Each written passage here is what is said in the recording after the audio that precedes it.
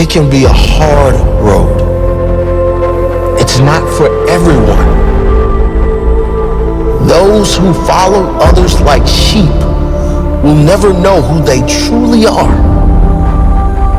Only those who follow their own path can discover their true potential. Those who fly alone have the strongest wings. Those who walk alone have the strongest direction. The rest will always be in need of others for their survival. They will always need attention, need recognition to survive. I am at peace alone, needing no attention, no recognition, and still I thrive. I'm not saying those who have support are weak. I'm not saying you must go at it alone to gain strength. This is just for those who have fought battles alone. Those who have felt like they don't fit in. Those who have never had support in anything they do. All of those who feel no one believes in them. You don't need them to believe in you if you believe in you. You don't need their support if you've got your own back. The best part is when you truly live the life you want to live. When you speak your truth, when you embrace who you are, then you gain real respect and real love. People love those who have the guts to be themselves, those who have the courage to follow their heart. Why? It's rare. Why? Because most people wish they could do the same. Show them the way. Keep going. Believe in yourself. It will all come good in the end. And when it does, you won't have only inspired yourself to be more. You will have inspired so many others.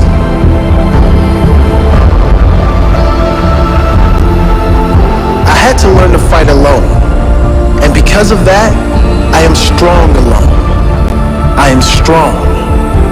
Full stop. I developed inner strength that can't be broken. I am unbreakable. Because of the pain, I am strong. Because of the struggle, I have character most will never know. I appreciate others more than ever. I have more compassion than ever. I had to go deep into the darkness. Now I have more depth. Now I can see clearer. I had to face huge internal challenges. Now I can defeat any challenge. I will destroy every challenge. I am proud of who I have become. I am proud I have overcome. I am proud I kept going. I am proud of who I am, who I have become. I am proud I stayed true to myself because now I can live as myself with respect from others and most importantly, pride and respect from myself.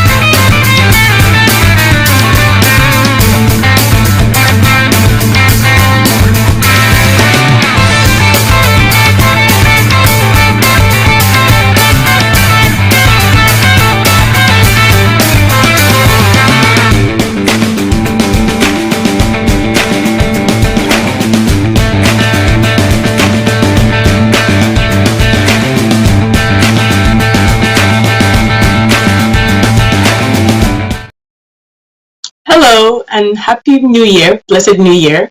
Welcome to our first edition of the year 2022 of the First Step Show, where this month we'll be talking about the Start Right series. And our first guest today is Dr. Samuel Jacobs Abbey, who will talk to us about identity, purpose, and destiny. He's all the way from the United States of America. Welcome, Doctor.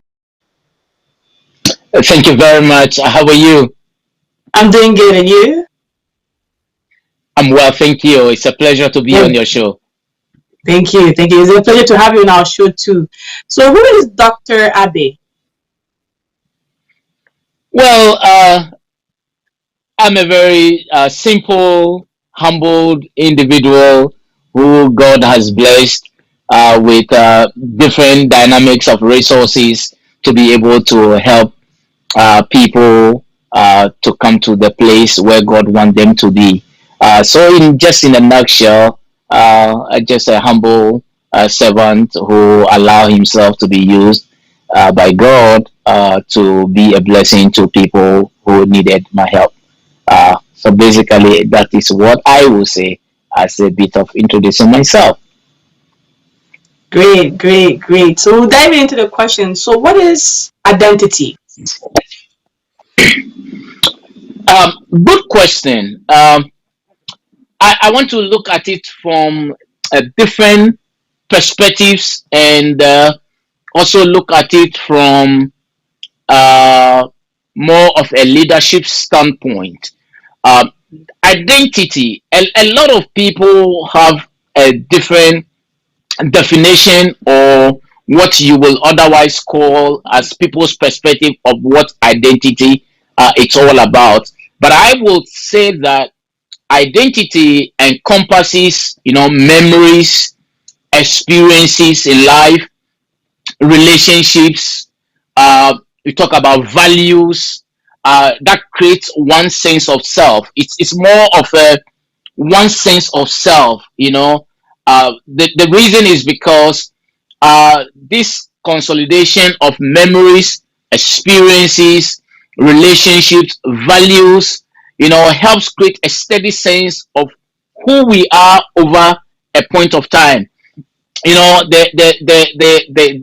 question then will arise as to uh, so if all that I said was something to go by, then how are these relationships or this identity formed to help us become who we think we are? Because, like I said, most people tend to find themselves or identify themselves based on what they are involved with and not necessarily the years of accrued of experiences and values of life.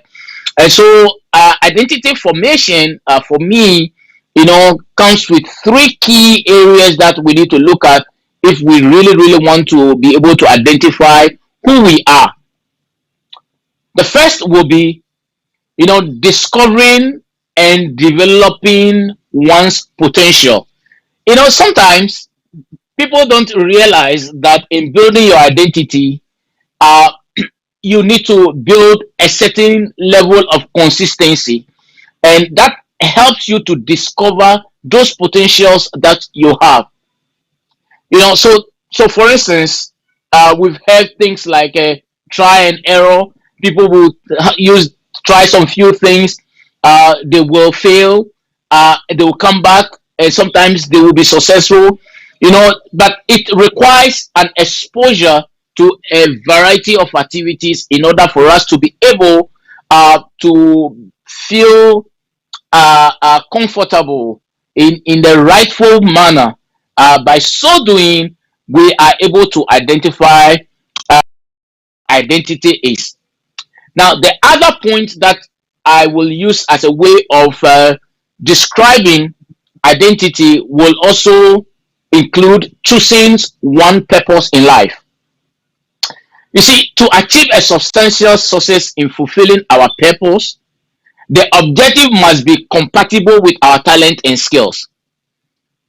Most people choose a purpose not compatible with their capabilities, and that always brings frustrations to them. But in order for you to be able to effectively identify who you are, it is required of you to be able to find opportunities that actually will help you translate that potential which I described in the first context to our purpose in life. And finally, I will also say that finding opportunities to exercise that potential and purpose, so you are able to bridge the two. And if you are able to bridge the two, then you will be able to come to that understanding that identity is about your actual self and not necessarily about what you think of yourself. I hope I define it very well for you. Yes, yes. I mean, I'm also taking notes of it. So about I know we are touching about definition, but what are the main characteristics of identity? Well, just as I was trying to describe in the Mhm. definition, one of the things we need to identify quickly is your personal identity should inform your role. So, for instance, most people, when you are describing leaders, you will see that most people will say that, well, I have the leadership qualities, and so that is Mhm. why I ought to be a leader. No, it should be the other way around. As a leader, your identity defines who you are. So, for instance, a leader's core value should be on the basis of their actions. And those who Mhm. allow themselves to be defined by their roles are less effective in their leadership, if you have paid attention. So, one of the characteristics that you will observe in identifying your identity is the continuous practice of self awareness.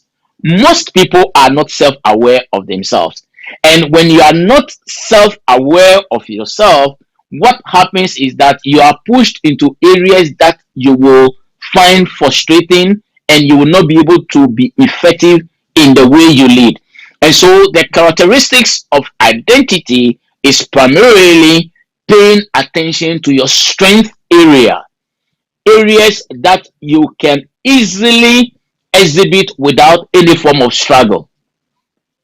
Yep. So I know we're talking about identity, like characteristic. Can your personal beliefs, like your cultural background, can help to do your own identity, like to come as who you are in terms of identification or identifying yourself of who you are?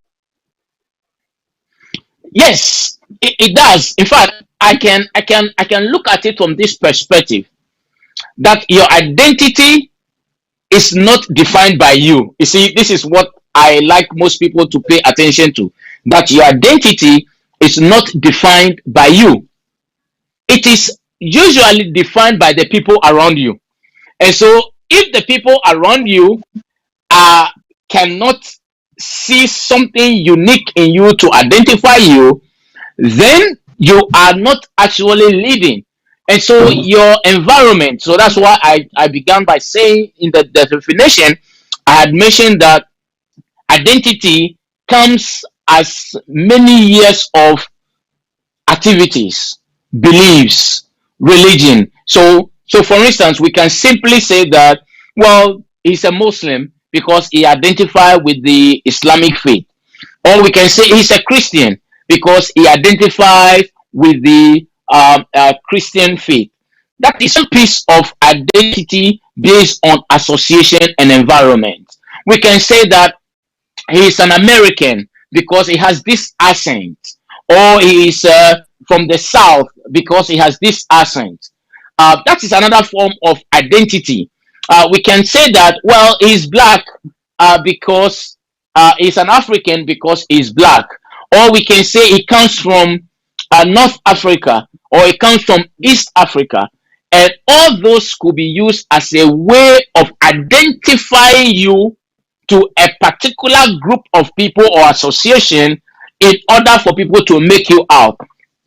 But it is always important to keep that at the back of your mind that identity, like I said earlier, is not defined by you, but defined by the people around you. And so, for instance, if you said that, well, I am a Christian, and you don't exhibit the characteristics of a Christian, you cannot be identified as such. Or if you are a Muslim and you don't pray 5 times a day, or you do all the things contrary to the belief system of that faith, you cannot be identified as such, even though you may claim to have that identity. I don't know if I have helped you understand the question you asked well. Yes, yes, yes, you have. Thank you so much. Thank you, thank you. It's very powerful, like defined by the people around you. Come think of it, it makes sense and it's true because it's not only about you, it's the people around you. It's like saying that it takes a village to raise a person, right? So That's it's right. very powerful, powerful, powerful that it's defined by the people around you, and it goes with a saying that we all hear about. So, what is the most important thing about identity? Why is it very important? Very good question. I think that identity is very important. Uh, it's important because it helps define who you are. It helps associate you to a group of people or association or a certain population or different dynamics. Uh, but that's right. You need to also come to realization that for all the power, responsibilities, and the clout that a leader may have, your legacy will probably not be defined by you. It's always important. Rather, your legacy, your efforts, and your leadership will be defined by the people whom you interact with in the role that you play. And so, because of that association, it is important to come to the reality and the understanding that your identity plays a major role in the way you lead and the effort at which you put into things. Uh, why did I say so? I'm saying so because it comes to a point where you will need to come to that piece of understanding that your identity becomes your core values. So your identity comes from the years of demonstrating certain actions and also some characteristics in honoring your values and the worldview. And so if your worldview has a different perspective, now this aspect of yourself also becomes an integral part of who you are, and it also helps in influencing your actions.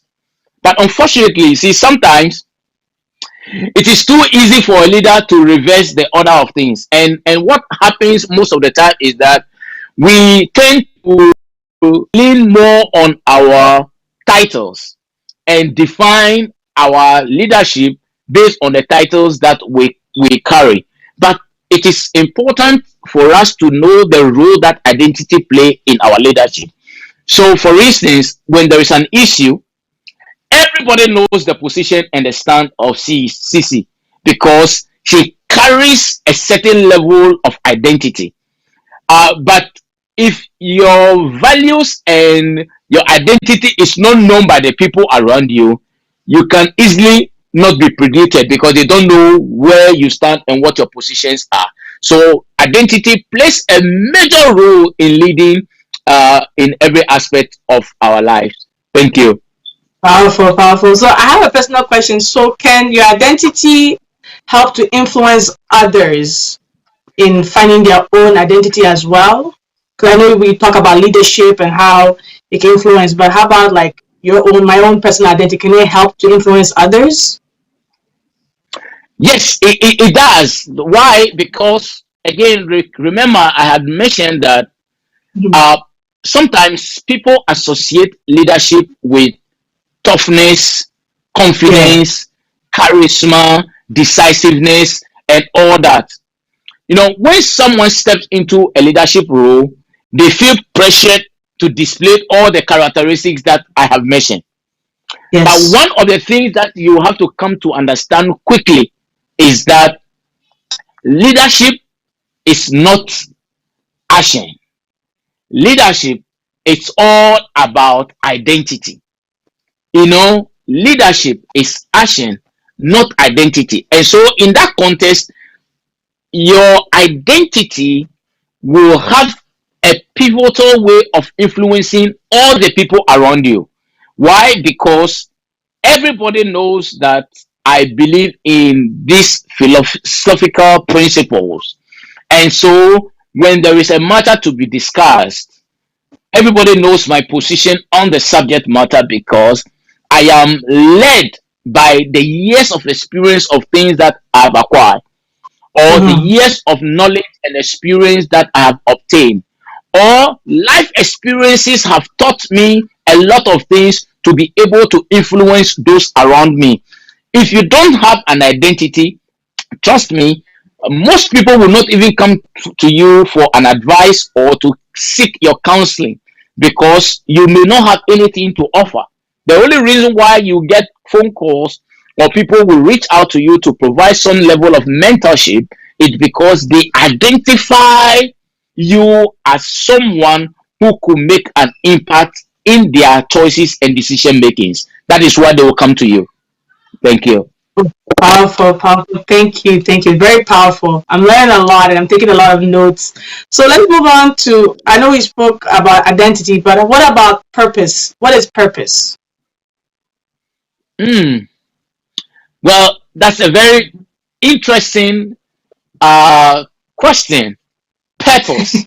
You see, I said it's interesting question because you see everything in life has a purpose. Mm, yeah, for sure. Everything in life. So let's look at it from this perspective. I'm sure we are going to do some learning. Forgive me, I'm a professor, so I like to teach. No, this from But I'm learning. let's look at it from this angle. What is the purpose of a tree? What is the purpose of an ant? What is the purpose of a bee? What is the purpose of a bird? What is the purpose of Facebook? What is the purpose of technology? What is the purpose of human? One of the things that will help us answer the question you asked is that, for instance, technology answers the question why. It is an answer or it's an answer to somebody's problem. Let's look at it from this perspective again. Now, you will realize that every good intervention or good tools answers a question. Why do we have Facebook? Why do we have YouTube? It is because Facebook is there to answer the question of identifying or catching up or filling the gap of people that you have lost contact with or you haven't seen for a long time. And so, for that reason, Facebook becomes a solution to that gap. The same way, the question that I asked was human beings, whatever you believe is their origin also becomes a solution to a problem that they are trying to address. So, for instance, why are most of us so purposeless if indeed our existence were meant to help other people? That is a question that will help us understand the subject of purpose. So, in a nutshell, I will say to you that purpose is primarily our ability to become a solution to a problem in our lives.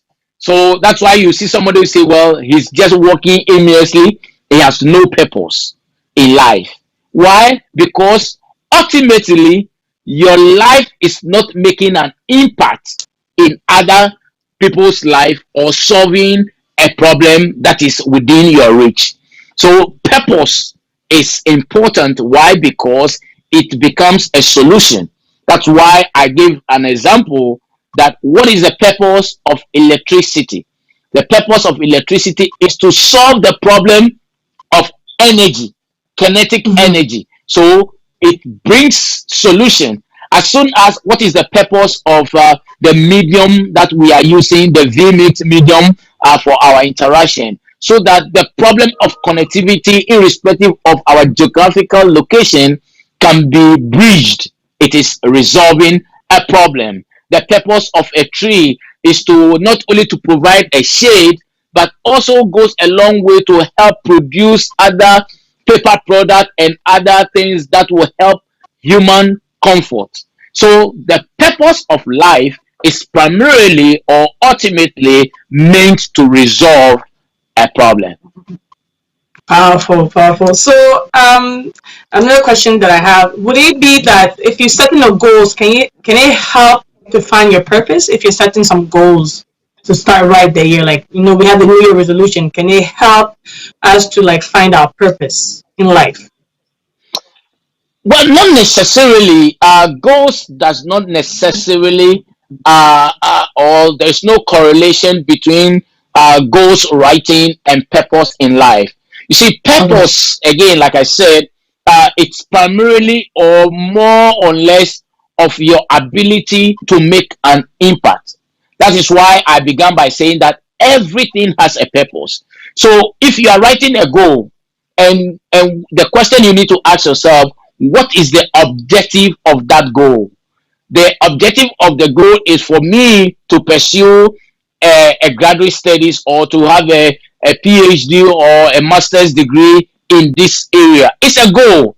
You work towards that goal. The goal becomes a guidance to help you reach that objective in mind.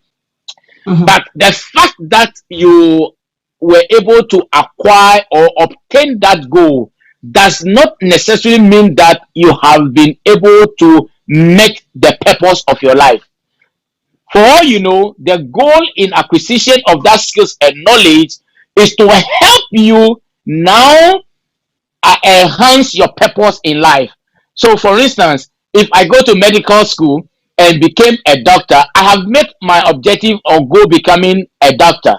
My Yeah. purpose of Yeah. life is to help sick people become well.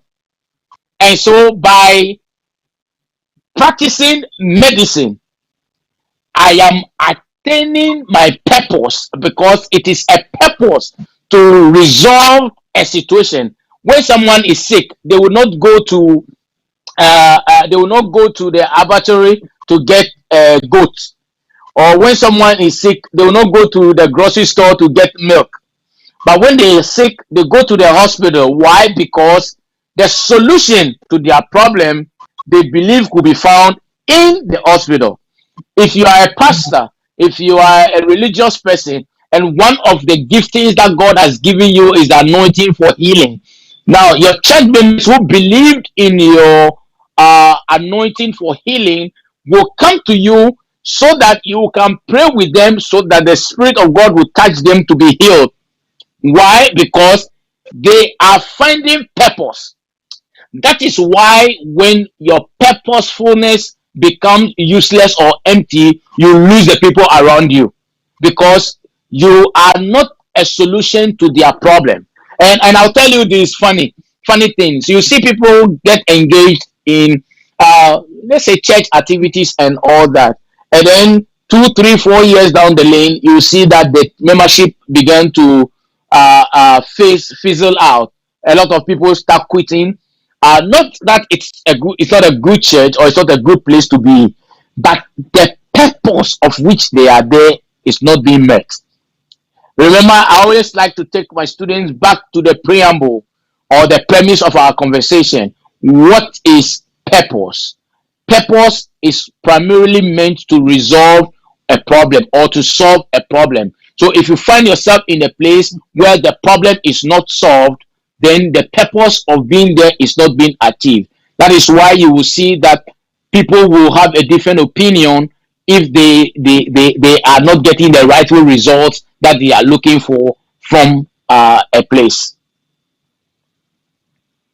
Powerful, powerful, Doctor, Professor, Doctor. Thank you so much. Yeah. So, what is the difference? So, what is the difference between identity and purpose then? Okay, so again, based on all that I have said, we can put it in a very simplistic way.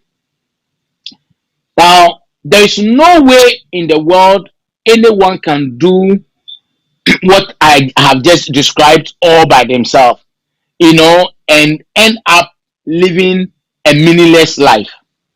Why am I saying this? One piece at a time puzzle will become a clearer and a complete approach. So, for instance, you will discover your purpose, and when you do, you will likely not to be experienced where you got hit hard, but you will come to a place where you realize that the years of experience that you've accrued in your identity will then help you to become successful in your approach to life. So, for instance, we talked about identity and we had mentioned that someone may have gone through different levels of a set of experiences that builds a muscle in you that helps you to be described by a group of people around you. Now, if you are, for instance, a pastor and you are being considered to have a religious anointing or a religious belief, now it will also come to your realization that the purpose of which the people around you, because you see, you don't go around telling people I'm anointed, dare me, I'm anointed. No, your anointing is seen by the people around you, and so that is why they will come to you. Even though you will see companies and institutions advertise their work, it usually takes people who have experienced a certain relationship for them to make a referral to be able to attend to other areas of so the difference between identity and purpose is that identity is self-awareness. It is within, and if you are able to identify who you are, what you believe in, what inspires you, that identification of self-actualization you to fulfill your purpose in life. Let me give you a very primary basic example. So, for instance, you realize that you have compassion. It's something that is inbuilt in you. You understand that compassionate aspect of you, and so you've identified that it's an identity in you that, as for you, when you see somebody going through pain, you can't do anything than to help. Even if it means that you have to sell your properties to take care of that person, you will. Now, that is an identity in you.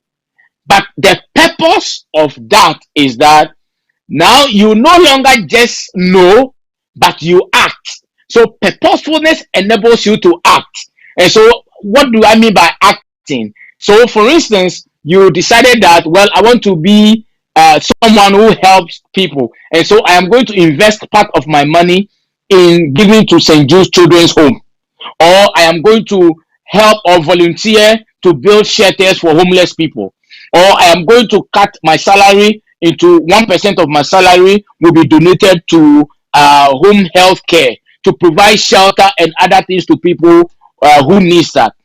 Then you've been able to identify your purpose. Remember again, the identity tells you who you are, and purpose help you resolve a situation at hand. Thank you.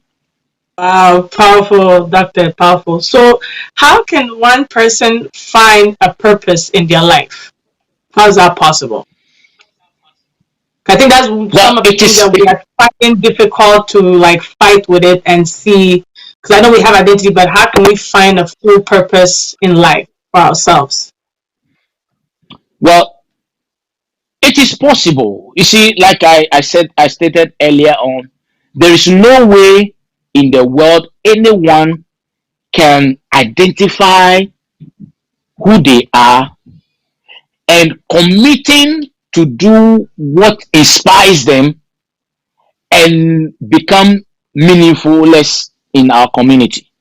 You see, again, like I said, one piece at a time, the puzzle will become clearer and complete. Sometimes when you start it, it will look, fizzle here, there, nothing seems to be working. You don't really understand what you are doing. your friends will be laughing at you. People will say you don't even know what you are doing. This investment you are putting into helping people, who cares? They didn't live their life so well, and now their life has become miserable. Why should that be your concern? Why should that be your problem? Why are you wasting your resources? You spend sleepless nights trying as much as possible to help people, which is not your business. But you see, what they haven't realized is that you have come to a place in your life where you have actually identified who you are, and out of that, you are actually walking through your purpose. So you see, you will discover your purpose, and when you do, trust me, it will likely not be some experience where you got from your head, or you nearly knock out by some revelation that unfold unto you. No, it will come naturally. Naturally. That's why I kept saying that when you are inspired by your identity and you begin to walk in the journey of your purposefulness, everything will fall in place naturally. You don't struggle. Now, it will be something that combines most of your life experiences, for instance, and then your abilities to put it into one perfect purpose. So if I will take that again, it will be something that combines most of your life experiences. Remember, we talk about life experiences, and then your ability to put all of them into one perfect purpose. And it will be something you probably had no clue about at all.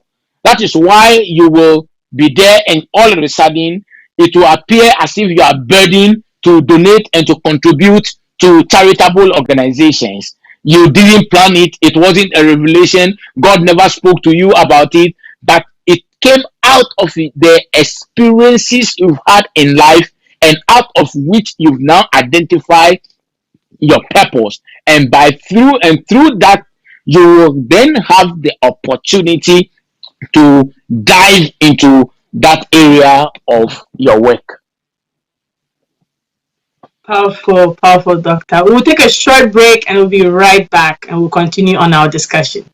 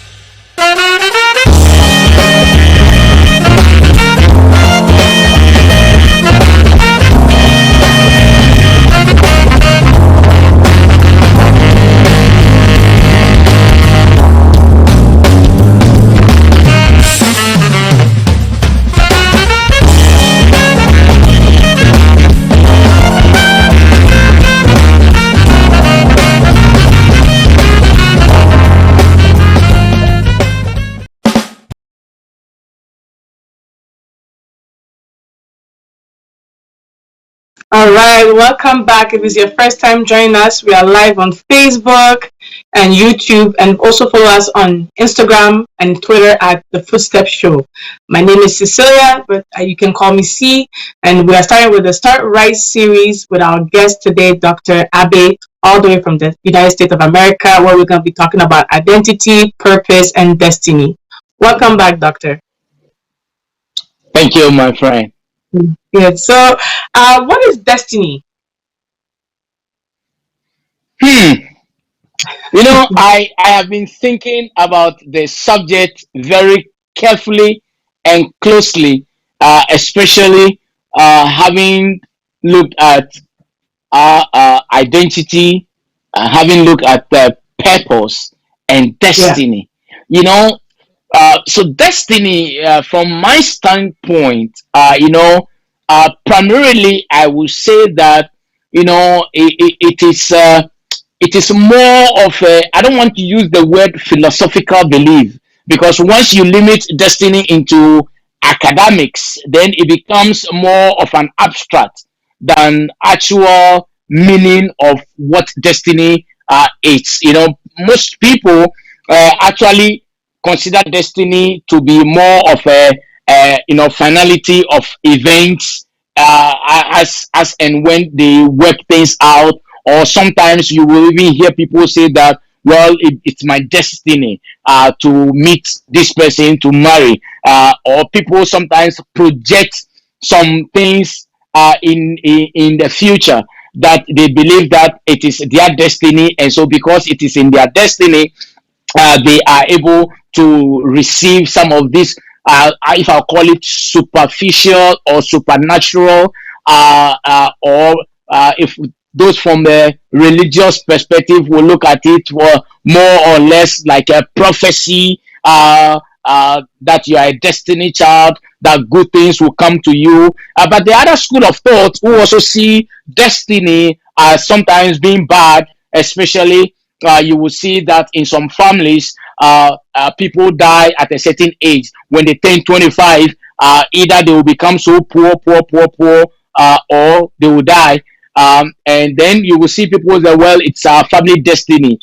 When we get to this age, we either die, or it becomes more of an entanglement for us. We are unable to break through in life, and so it becomes more of a belief system. If I would say, destiny becomes more of a belief system for the individual, depending on the experiences that they've encountered. And so there are other families that, by the mentioning of their names, they are very prominent throughout.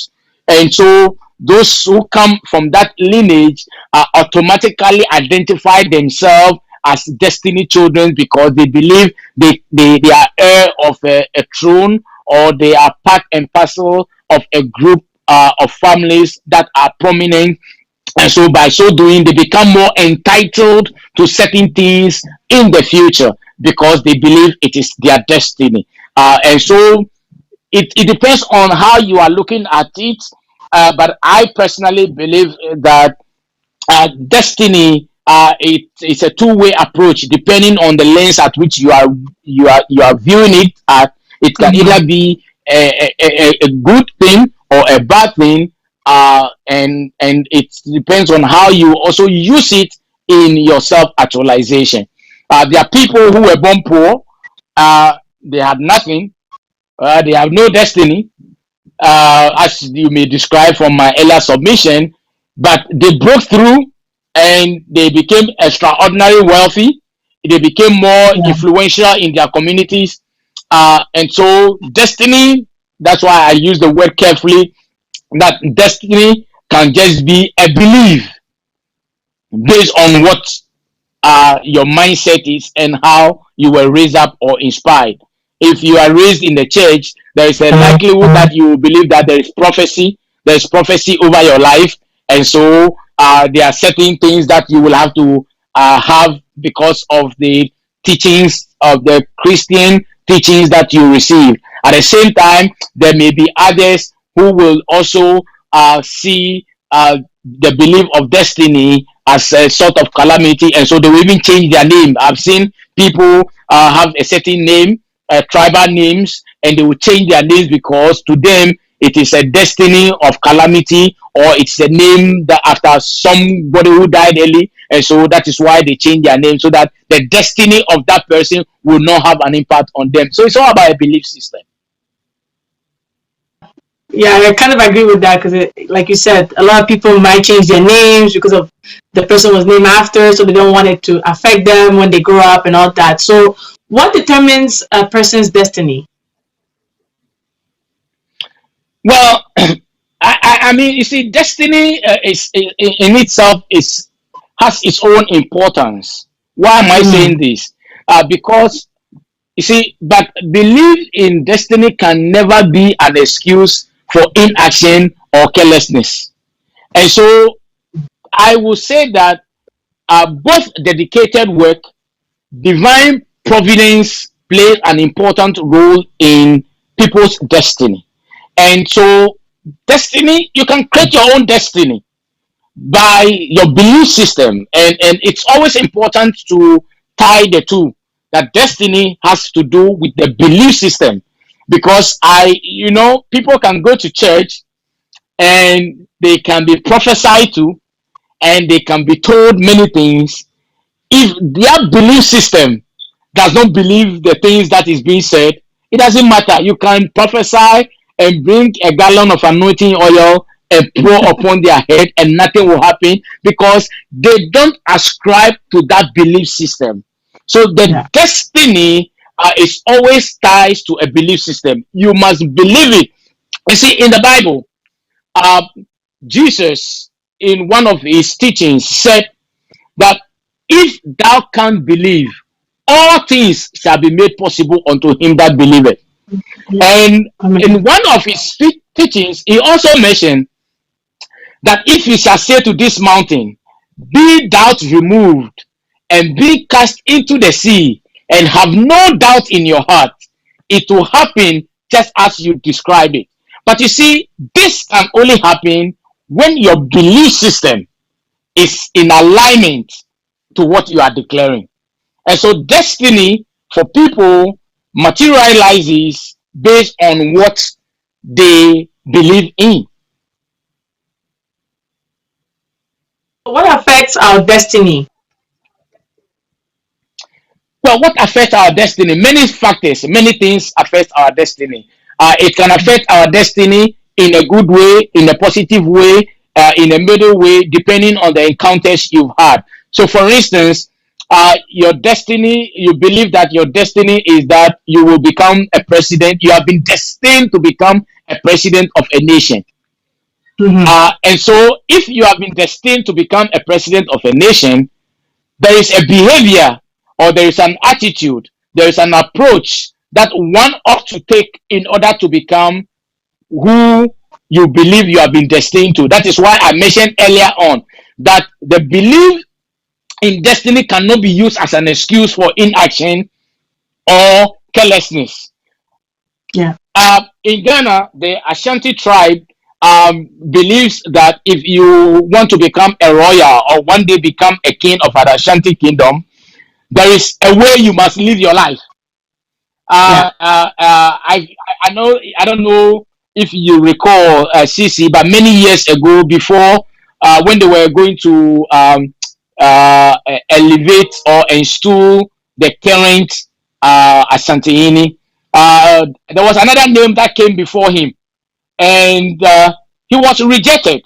Why was he rejected? He was rejected because it was perceived that during the PNDC era under Jerry Rawlings, he was asked to do certain things which was not aligned with the belief system or a way of raising a king.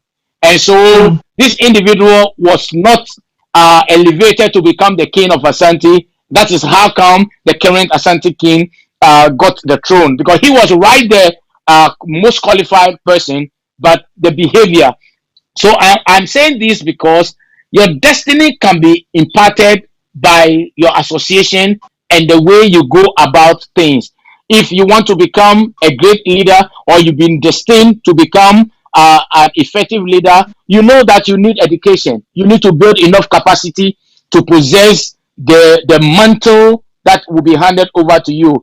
If you have not built enough capacity, you see, one thing I love about even the scriptures, and I like to factor this Christian faith and ideologies because I am a Christian. The Bible says that, and God said, little by little will I drive them out of the land. I will not drive them in a haste, else the land become desolate. What does that mean? It means that sometimes, in order for you to possess a blessing, or in order for you to possess a certain level of destiny, you must build enough capacity to become what you ought to be. Otherwise, the blessing that you want to possess ends up becoming a curse for you because you are not well equipped for what you want. So, your destiny can be affected and imparted depending on your associations and the things that you get your hands involved. One last example on that is that you will recall that when God rejected Saul as a king of Israel, now David was anointed as the destiny child because he was made the next king. But prior to Samuel pouring the oil on him to become the next king, he was in the wilderness. The prophet Samuel, who was considered the greatest prophet to ever live, was ready to anoint other people. But you see, when there is destiny upon your life, it doesn't matter where you are located. It doesn't matter whether you are present. It doesn't matter whether you are absent. It doesn't matter how obscure you are. Destiny will bring you to your place. So you realize that God rejected each one of them until such a time that David appeared, and Samuel said, I will not sit down until he comes. And when he appeared, he poured oil on him and he became a king of Israel. That is destiny. But how did David end up on the throne when there were other people who were also part of the kingdom to become kings? Because of association. He associated himself rightfully with Jonathan, who was able to get inside knowledge of the kingdom to the point that his life was spared because Jonathan was a benefactor of his blessing. That is how destiny is connected. So you hear people say words like my destiny friend, divine connection, and all that. It is all at a result of destiny. But destiny becomes useful when the belief system is right. I took a lot of notes, Doctor. It's very powerful, and I'm taking a lot of notes. So how does, I know we spoke about identity and purpose, so how do these two blend in with destiny? Very good.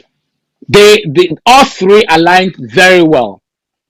Let's go back to all the definitions that we gave for all three.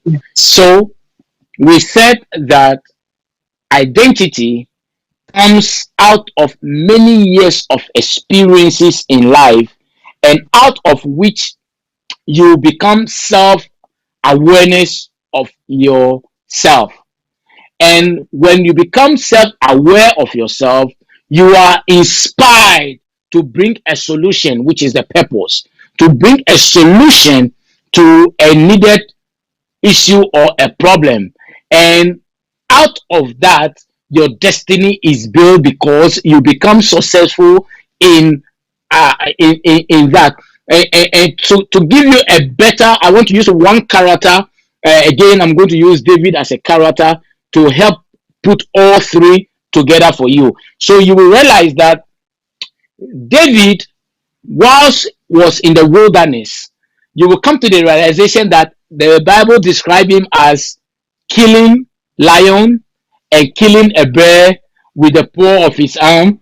He fought lions. Now, anyone who have had experience of fighting a lion and killing them without a gun or a bow and arrow, but with your bare arms, or fought a bear and killed them, clearly you have built enough strength and capacity. I hope you follow.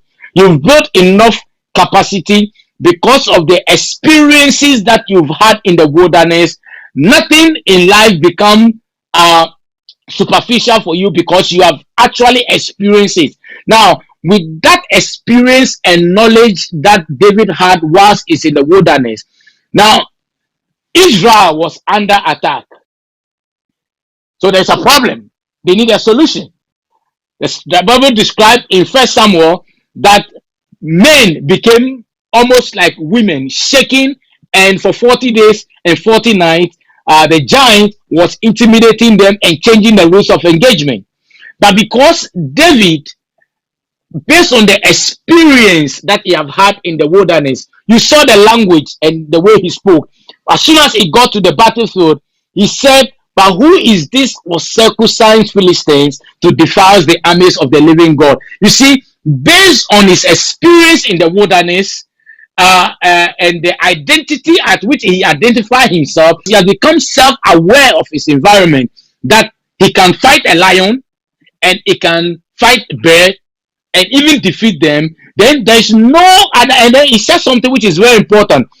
He said, the Lord that enabled me to kill the lion and the bear will that same God today will hand you over to me? Meaning that in identifying his identity and fulfilling his purpose was to defeat the giant so that destiny will be fulfilled. How was destiny fulfilled? By defeating Goliath, he was elevated and brought into the house of Saul. That is how come he ended up marrying the daughter of the king.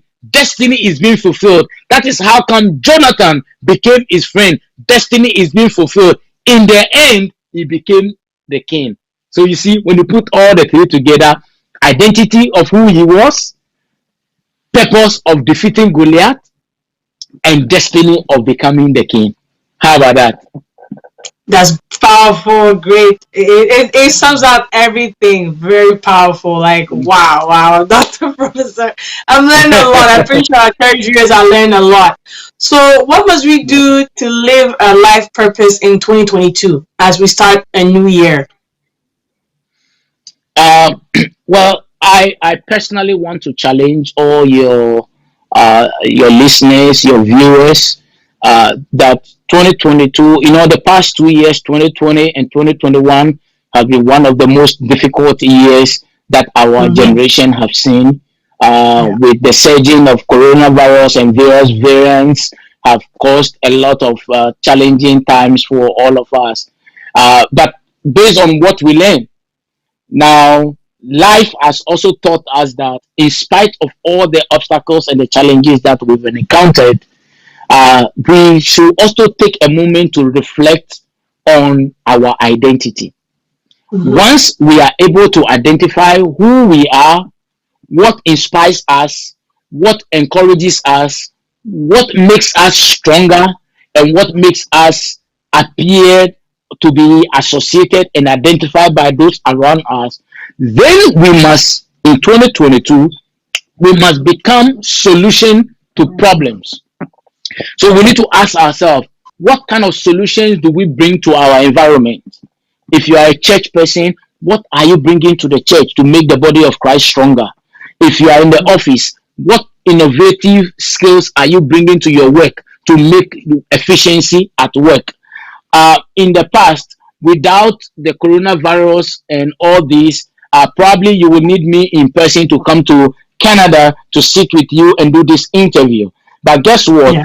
The solution to that problem when COVID came brought a lot of innovative skills. Today, I can sit anywhere in the world and we can have the same conversation. And so that in 2022, I want to challenge each and every one of us to become a solution to problems. Let us not add on to the problems, but rather become a solution to problems around the world. And by so doing, we will be in a good position to bring some level of trust among people who are around us. And by so doing as well, we will become solution to the global challenges.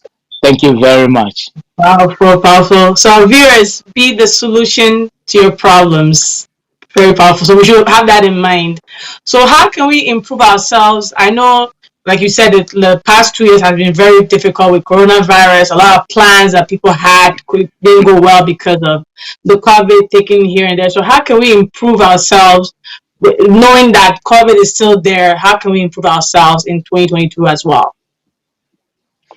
Well, one of my favorite presidents of the United States is the 16th president of United States, who is in the person of Abraham Lincoln.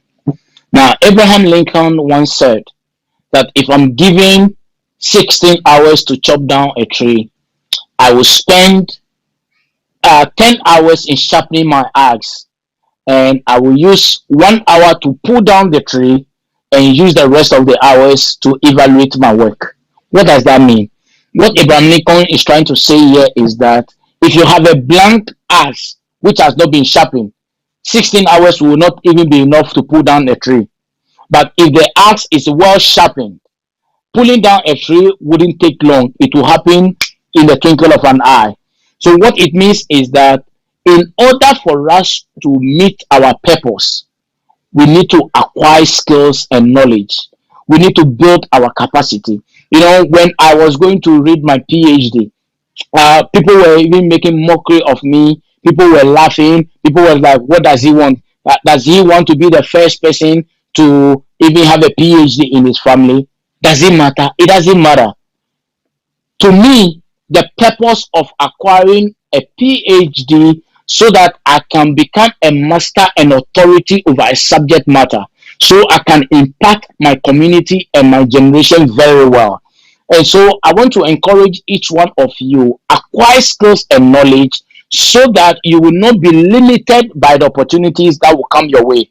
Because how sad it is if opportunities come your way, but you are disqualified because you have not built enough capacity and experience to take on the delivery. Again, remember, the purpose of our life is to bring solution to problems. How do you solve a problem when you yourself you are the problem? So I want to encourage each and every one of us build capacity. Someone will say, "Well, about there is COVID." Yes, in the developed world, even in the developing countries, now we can use technology. There are people who never sat in a physical class and they even have a PhD. So you don't need to physically be in a place to learn.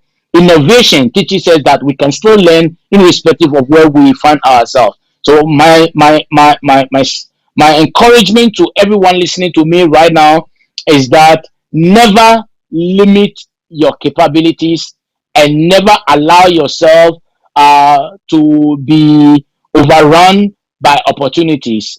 Always be ready so that when opportunity comes your way, you are set to go. Thank you very much. Okay, that was powerful. Thank you so much, Dr. Samuel. It was very, very insightful. And thank you so much. On behalf of the Footsteps Show, I want to say thank you so much for being on a platform. Like I said, I learned a lot, and I'm pretty sure our viewers and listeners also learned a lot. And then we'll be going back again and again in case we need any ideas, and then we can go back and listen to it. So how can a person contact you if they have more questions or anything? Sure. So you can reach out to me. Just you can Google or check on Facebook the Jacobs Abbey Global Institute for Leadership Studies. That is the institution that I heard.